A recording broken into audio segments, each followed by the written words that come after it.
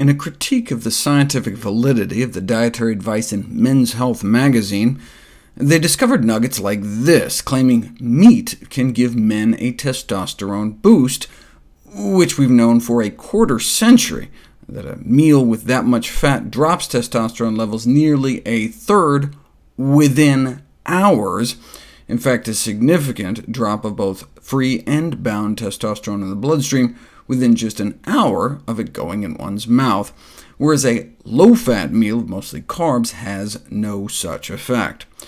Based on in vitro studies on the effects of fat on testicle cells in a petri dish, they suspect fat in the blood may actually suppress testosterone production in real time. But even holding fat levels the same, if you feed people lots of meat, fish, poultry, eggs, and then switch them to a diet with about the same amount of fat, but instead bread, fruit, vegetables, and sugary junk, all their testosterone levels go up. But even more importantly, all their cortisol levels go down. Cortisol is a stress hormone produced by our adrenal glands. Having low stress hormone levels is a good thing, because high cortisol levels may strongly predict cardiovascular death in men and women, both with and without pre-existing cardiovascular disease. In fact, this may help explain death from a broken heart, the heightened heart attack and stroke risk in the immediate weeks following losing a spouse. The higher cortisone levels, days, months, or even years after losing someone you love, may increase cardiac risk and reduce immune function. And you'll note the rise in stress hormone levels losing a spouse, a bump of about 50 points, is less than the bump you may get eating a high-meat diet. Cortisol may also help explain why those who are depressed tend to put on abdominal fat. The reason obesity around the middle is associated with elevated cortisol secretion may be that abdominal fat kind of sucks it up, and so the accumulation of fat around our internal organs may be an adaptation by which our body deals with excess stress. These spikes in stress hormone levels every time we eat a lot of meat may not just affect our health, but that of our children. Substantial evidence now suggests that high-protein diets during pregnancy has adverse effects on the fetus. For example, back in the 60s, an experiment was performed on pregnant women in Motherwell, Scotland, in which they were told to eat a high-meat diet in hopes of preventing preeclampsia, a disease of pregnancy. It didn't work.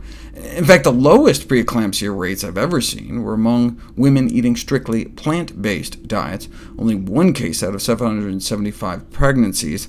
Preeclampsia normally strikes about 5% of pregnancies, so there should have been dozens of cases, suggesting a plant-based diet could alleviate most, if not all, of the signs and symptoms of this potentially serious condition.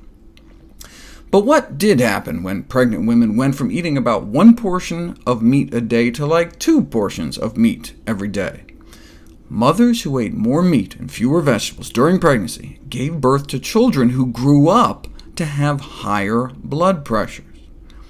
One explanation for the adverse effects of high meat and fish consumption is that this may have increased maternal cortisol concentrations, which in turn affected the developing fetus, resetting his or her stress hormone thermostat to like a higher level. But you don't know until you put it to the test, and indeed researchers found higher blood cortisol levels in both the sons and daughters of women who had reported higher meat and fish consumption, about a 5% increase for every daily meat serving.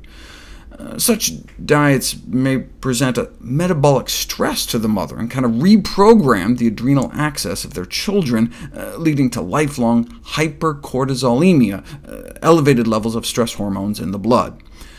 This may help explain why every daily portion of meat during late pregnancy may lead to a 1% greater fat mass in their children by the time they reach adolescence. So this could increase the risk of their children becoming obese later in life, and so have important public health implications in terms of the prevention of obesity. Now, if they're already born, you may be able to bring down their stress hormone levels with similar dietary changes. But this is just baseline stress hormone levels. Do children of mothers who ate more meat during pregnancy also have exaggerated responses to life stressors? Researchers put them through a stressful challenge, public speaking, mental arithmetic, and measured their cortisol responses. If their moms ate less than 2 servings of meat and fish a day while she was carrying them, they got little shots of stress hormones from their adrenal glands. But those whose moms ate more really got stressed out, and those whose moms ate the most, 17 or more servings a week, that's more than 2 servings of meat a day, appeared to really be quaking in their boots. So, in a way, you are what your mother ate.